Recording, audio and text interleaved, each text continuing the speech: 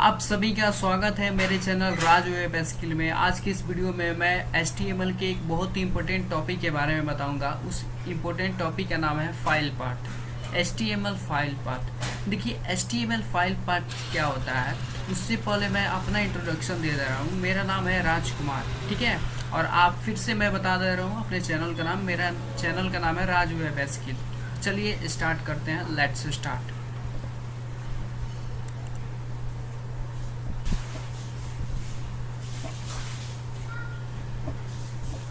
देखिए HTML file paths. A file path describes the location of a file in a website's folder structure. देखिए जो file path होता है वो file path describe क्या करता है, लोकेशन ऑफ ए फाइल। मतलब ये बताता है कि कहाँ का ये लोग जो फाइल आप ले रहे हैं, जो पाथ उसका लोकेशन क्या है वो बताता है। इन ए वेबसाइट फोल्डर स्ट्रक्चर, उसका जो फोल्डर जिस स्ट्रक्चर में रहता है, जिस वेबसाइट फोल्डर स्ट्रक्चर में रहता है, उसका एक लोकेशन ऑफ ए फाइल होता है जिसको हम लोग पाथ में डिस्क्राइब करते हैं। जिसको हम लोग किस में डिस्क्राइब करते हैं, पाथ में। फॉर एग्जांपल अभी मैं आपको एक और चीज़ एग्जांपल दिखा रहा हूँ। आप जब गूगल में जाते हो, ठीक है। गूगल में यहाँ पे जैसे www सर्च किया तो यहाँ पे देखिए एक पाथ आ गया। ये इसको हम लोग पाथ बोलते हैं। ये वेबसाइट का लोकेशन हो सकता है। ये एक वेबसाइट का एक क्या होता है, स्ट्रक्चर होता है। इसी को हम लोग पाथ बोलते हैं, ठीक है। अब इसके बाद कुछ मैंने एग्जांपल दिया हुआ है, सम फाइल पाथ एग्जांपल्स। अब देखिए कुछ फाइल पाथ का एग्जांपल मैंने बताया है, उसको देख लेते हैं। देखिए सबसे पहले पाथ डिस्क्रिप्शन, ये मेरा डिस्क्रिप्शन में है। ये जितने भी मैंने इसको डिस्क्राइब किया हुआ है ये सब मेरा डिस्क्रिप्शन में है, ठीक है। अब इसमें पाथ में फर्स्ट मैंने जो पाथ बताया है वो image src equal to picture.jpg, यानी कि जो आप HTML का फाइल पाथ आप पढ़ रहे हैं तो HTML में जो फाइल पाथ का यूज करते हैं उसमें सबसे पहले मैंने पाथ में इमेज का बताया हुआ है, ठीक है। इमेज को लगाते हैं तो इमेज src इक्वल टू, देखिए ये पाथ है मेरा जो आपको कहीं ना कहीं फोल्डर में पड़ा होगा picture.jpg, तो उसको मैंने लिखा है image src equal to double inverted में पिक्चर, और जो भी एक्सटेंशन होता है उसको दीजिए। JPG में है तो JPG में दीजिए, .jpg में लगाकर। अब देखिए इस पाथ को हम लोग समझ लेते हैं। इस पाथ में the picture.jpg file is located in the same folder. ये देखिए जिस भी फोल्डर में पड़ा है, अगर आप HTML में वर्क कर रहे हैं और इस पाथ को लगाना चाहते हैं, इमेज src में जो भी इमेज का पाथ है उसको लगाना चाहते हैं, तो उसको मैंने डिस्क्राइब किया है कि the picture.jpg file is located in the same folder as the current page, यानी कि उस पेज का जो भी आपका फोल्डर में पड़ा है, ठीक है, सेम उस फाइल का ओनली आपको नाम लिख देना है। जैसे देखिए जो भी फोल्डर में आपका इमेज पड़ा है उस इमेज का पर्टिकुलरली इमेज src में आपको नाम लिख देना है, आपके HTML में वो आ जाएगा। अभी हम लोग तो फाइल पाथ समझ रहे हैं। इसके प्रीवियस वीडियो में मैं बहुत सारा इमेज कैसे डिस्प्ले पे करते हैं उसको मैंने बताया था, ठीक है। अभी हम लोग फाइल पाथ कितने होते हैं और फाइल पाथ कैसे किसको बोलते हैं वो समझ रहे हैं, ठीक है। तो वही मैंने डिस्क्राइब किया है कि जो भी आपके फोल्डर में करेंट पेज में जो भी आप इमेज का नाम है उसको सेम आप लिखिए, image src equal to double inverted में picture.jpg। आई होप ये टॉपिक आप लोगों को समझ में आ गया। तो चलिए हम लोग नेक्स्ट टॉपिक समझते हैं। अब देखिए मेरा जो नेक्स्ट जो पाथ है, image src equal to double inverted में इमेजेस picture.jpg। अब ये क्या होता है, the picture.jpg file is located in the images folder in the current folder. ये था कि जो भी फोल्डर था उसमें करेंट पेज पे ये मेरा नाम था picture.jpg, तो मैंने इसको लिख दिया। बट यहाँ पे देखिए कि इमेज src में मैंने जो पाथ का यूज किया हुआ है वो जो picture.jpg जो लोकेटेड है वो इमेजेस फोल्डर में है। किस में है, इमेजेस फोल्डर में है। वही मैंने यहाँ पे बताया, images folder in the current folder. Images folder में मेरा picture.jpg है, ठीक है। अब इसके बाद नेक्स्ट टॉपिक, नेक्स्ट पार्ट हम लोग समझते हैं।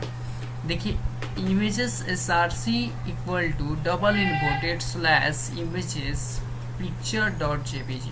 अब देखिए ये क्या होता है, the picture dot JPG file is located in the images folder at the root of the current web. इसका मतलब होता है कि जैसे अगर आप स्लैश लगाएं तो ये आपका जो होता है ये जिस इमेजेस फोल्डर में है और एक root of the current web देता है, जो भी करेंट आपका वेब है उसको ये देता है ये स्लैश, ठीक है। अब इसके बाद नेक्स्ट मेरा जो पाथ है उसको समझते हैं।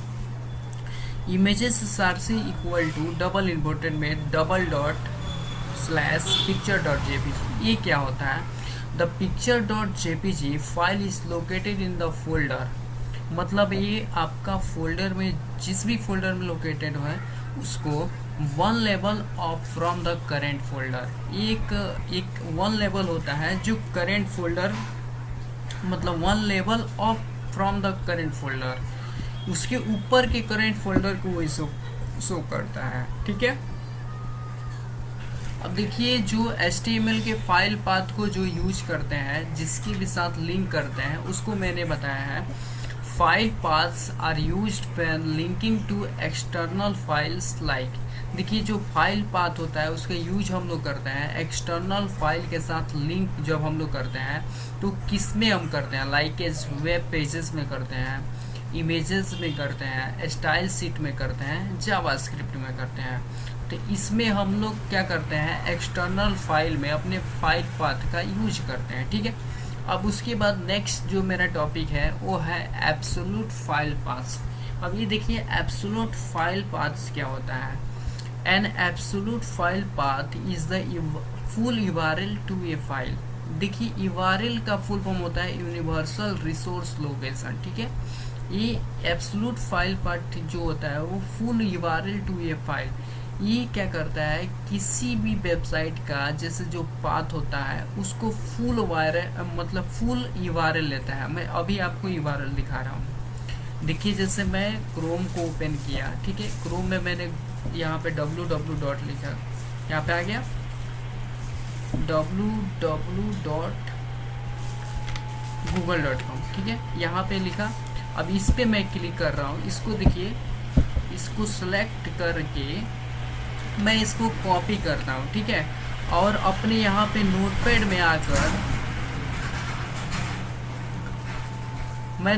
में आकर इसको यहाँ पे पेस्ट करता हूँ। देखते हैं कि इसका जो फुल URL आता है कि नहीं आता है। देखिए मैं कंट्रोल भी कर रहा हूँ। देखिए फुल URL का मतलब होता है कि वो HTTPS के साथ आएगा और डबल कॉलम मतलब सिंगल कॉलम, उसके बाद डबल स्लैश, जो भी मेरा जो वेबसाइट का नाम है उसका यहाँ पे लोकेशन आएगा। तो ये होता है फुल URL, ठीक है। आप लोग फुल URL समझ गए हैं, तो चलिए इसको मैं कट करता हूँ। इसको हम लोग बोलते हैं एब्सोल्यूट फाइल पाथ्स।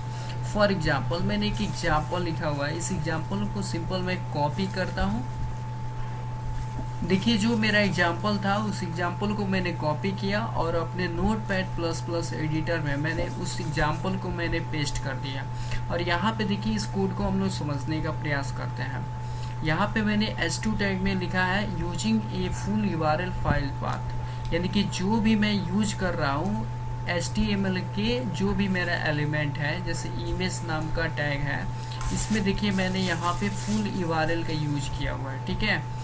इसी को हम लोग पाथ बोलते हैं, एब्सोल्यूट पाथ बोलते हैं। क्या बोलते हैं? Absolute path. चलिए इस एग्जाम्पल को मैं Ctrl+S करके सेव कर लेता हूँ। उसके बाद रन पे क्लिक करके लॉन्च इन क्रोम कर देते हैं। ये देखिए ये मेरा आ गया, ठीक है, ये फुल पाथ आ गया। मैंने कहीं से इसको कहीं से भी लूँगा, जो भी जैसे अगर आप गूगल का लेते हैं फॉर एग्जांपल, गूगल छोड़िए, जो भी अनदर वेबसाइट का भी आप ले सकते हैं, मैं गूगल का ही लेता हूँ, ठीक है, www.google.com, ठीक है। इसका मैं पाथ लेता हूँ, यहाँ पे मैं इसके फुल URL को मैं कॉपी कर लेता हूँ। अब ये देखिए मैं अपने कोड में गया और यहाँ पे मैं लिखता हूँ image src equal to double inverted में इस जो URL को मैंने कॉपी किया था उसको मैं यहाँ पे पेस्ट कर दूंगा, ठीक है। और इसको मैं क्लोज कर देता हूँ। चलिए अब इसको सेव करने के बाद मैं इसको रन पे क्लिक करके लॉन्च इन क्रोम करते हैं, देखते हैं कि आता है कि नहीं आता है। ये देखिए यहाँ पे इमेजेस शो नहीं हो रहा है यहाँ पे, क्योंकि वहाँ पे जो भी ये फुल यूआरएल का मेरा लोकेशन आ गया, क्योंकि उसमें मैंने इमेजेस नहीं दिया हुआ इसलिए नहीं आ रहा है। ठीक है, तो इस तरह से आप देखिए यहाँ पे जो आप यूआरएल का यूज कर रहे हैं इसमें आप इमेज लगाइएगा ना, तो इसके साथ आपका ये यूआरएल भी उसमें क्या हो जाएगा, अटैच हो जाएगा। इसी को हम लोग बोलते हैं फुल यूआरएल, और इस फुल यूआरएल को हम लोग बोलते हैं एब्सोल्यूट पाथ बोलते हैं। ठीक है, इसी तरह से आप पिक्चर यहाँ पे लगा सकते हैं। ठीक है, अब चलिए हम लोग नेक्स्ट टॉपिक को समझते हैं। आई होप ये टॉपिक आप लोगों का क्लियर हो गया, तो चलिए हम लोग नेक्स्ट टॉपिक को समझते हैं।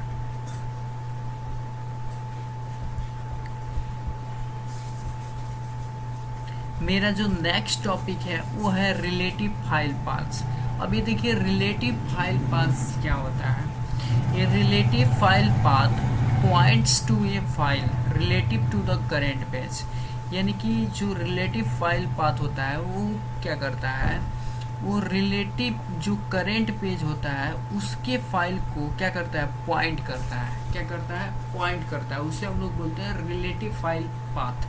आपको मैं एग्जाम्पल के माध्यम से बता रहा हूँ। देखिए मैंने एक एग्जाम्पल लिखा हुआ है, इस एग्जाम्पल को सिंपल मैं कॉपी करता हूँ। देखिए जो मेरा एग्जाम्पल था उसको मैंने कॉपी किया और अपने एडिटर में इसको मैंने पेस्ट कर दिया।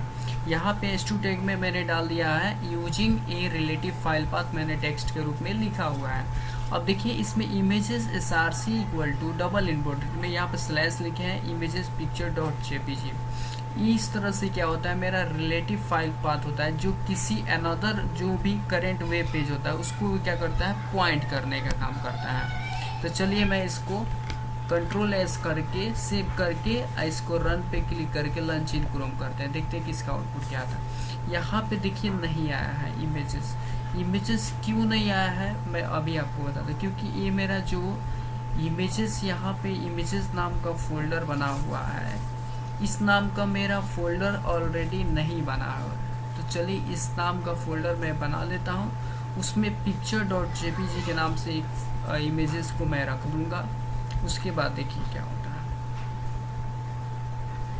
तो चलिए मैं एक मेरा जो सबसे पहले जो मेरा कोड है वो सी ड्राइव में है। ठीक है, और सी ड्राइव में HTML ऑल प्रोग्राम के नाम से फोल्डर है मेरा, और इसमें फाइल 2-3 है ना। अब इस इमेजेस नाम के फोल्डर में मेरा देखिए यहाँ पे IMG नाम का फोल्डर है, IMG, इसमें बहुत सारे इमेजेस हैं। तो मैं इसमें K3 इसी पिक्चर को मैं उठा लेता हूँ। ठीक है, चलिए मैं यहाँ पे मेरा इमेज फोल्डर है, IMG नाम का फोल्डर है, और इसमें K3 था।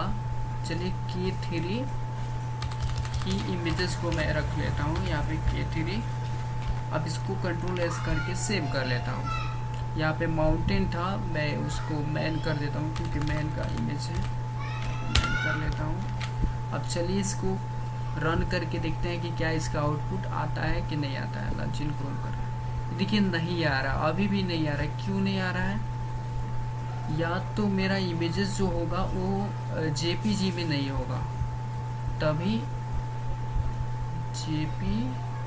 एक minute, stable all programme images को मैं ओपन करता हूँ। देखिए ये मेरा जो इमेज है वो GIF में है, किसमें है, GIF में, इसीलिए ये इमेज आपका शो नहीं हो रहा है। तो आपको K5 यहाँ पे K5 लिख दीजिए, K5 के नाम से है, और ये .gif में है। इसका जो एक्सटेंशन आप दीजिएगा, क्योंकि ये GIF में है, GIF टाइप का ये मेरा इमेज है।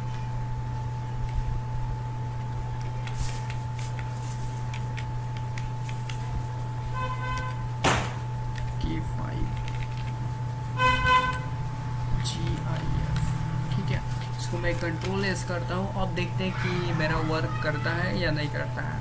रन पे क्लिक करूँगा एंड लॉन्च इन क्रोम कर देंगे। अभी भी नहीं आ रहा है, ये क्यों ऐसा हो रहा है, इस प्रॉब्लम को मैं सॉल्व करने का प्रयास कर रहा हूँ। एक मिनट, ये मेरा प्रॉब्लम ऐसा क्यों हो रहा है। इमेजेस नाम का फोल्डर है, K5 है। चलिए फिर मैं K3 को लेता हूँ, ठीक है। एक मिनट, मैं K3 को लेता हूँ और देखिए एक्सटेंशन इसका यहाँ पे आ रहा है JPG में, ठीक है। चलिए इसको मैं देखता हूँ किसको आ रहा है, ये आ रहा है कि नहीं आ रहा है। चलिए K3 के नाम से था तो मैं यहाँ पे K3 कर देता हूँ, ठीक है।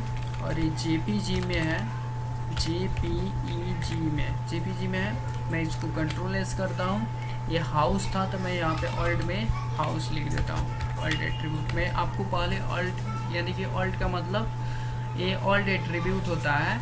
जो इमेजेस अगर नहीं होता है तो ये टेक्स्ट आपका शो होता है, ठीक है, उसके लिए यूज करते हैं। ये पहले मैं बता भी चुका हूँ। तो कंट्रोल एस करके मैं रन पे क्लिक करके लॉन्च इन क्रोम करते हैं। अभी भी नहीं आ रहा है, ऐसा क्यों हो रहा है।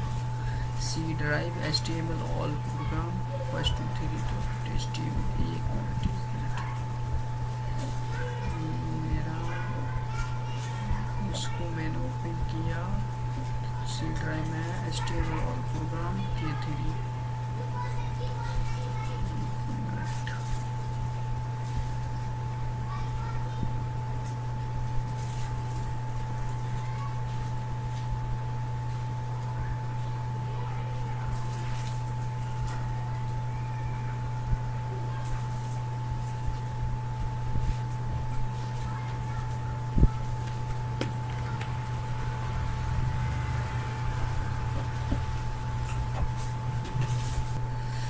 सॉरी। देखिए जो रिलेटिव फाइल पाथ होता है उसमें स्लैश ही नहीं लगाया जाता है। ये क्या होता है, जो एब्सोल्यूट फाइल पार्ट में हम लोग क्या करते हैं, जो भी SRC में पाथ देते हैं वो फुल URL देते हैं, ठीक है।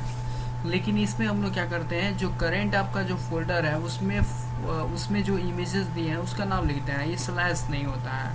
जैसे मेरा इमेजेस फोल्डर है, इस फोल्डर में मैंने इसको रखा हुआ है, तो आप लोग को जो भी आपका फोल्डर है उसका नाम देना है, स्लैश देना है, और आपका जो भी इमेजेस का नाम है उसका नाम देना है। JPG में है तो .jpg लिखना है, अगर PNG में है तो .png लिखना है, ठीक है।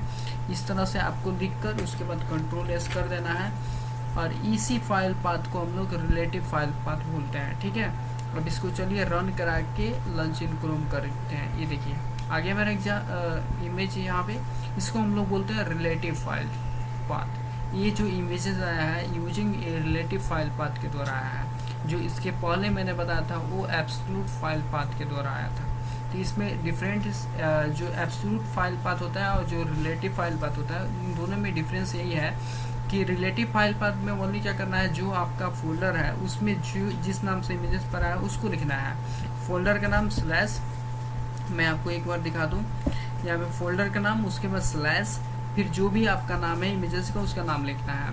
लेकिन जो आपका एब्सोल्यूट फाइल पार्ट में होता है, यहाँ पे आपको जहाँ का भी लोकेशन आप चाहते हैं वहाँ का सिंपल आप लोकेशन को कॉपी कीजिए और यहाँ पे पेस्ट कर दीजिए फुल URL को, वो वहाँ पे वो लेके चला जाएगा। वो एब्सोल्यूट फाइल पार्ट होता है।